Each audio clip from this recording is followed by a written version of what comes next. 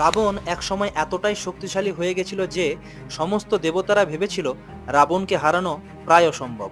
তখন মাহিষ্মতি নগরের যদুবংশের রাজা কার্তবীর্যের কোলে জন্ম নিল এক বালক। তার নাম রাখা হলো কার্তবীর্যার্জুন। এই বালক বড় হয়ে দত্তাত্রেয়ের তপস্যা করে তার কাছে এক অদ্ভুত বরদান লাভ করে এবং 1000 বাহুর অধিকারী হয়ে ওঠে। একদিন রাবণ একটি নদীর ধারে শিবের আরাধনা করছিলেন এবং হঠাৎ দেখলেন যে নদীর জল কমে আসছে। এতে রাবণের প্রচণ্ড রাগ হলো।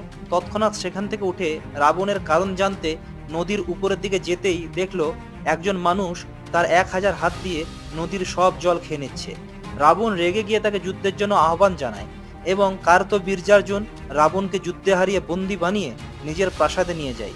এই ঘটনার পর মহারিষি পুলস্ত্য তার নাতি রাবণকে উদ্ধার করে নিয়ে যায় কার্তবীর্যার্জুনের হাত থেকে। তো কেমন লাগলো আজকের ঘটনাটি জানাতে ভুলবেন না।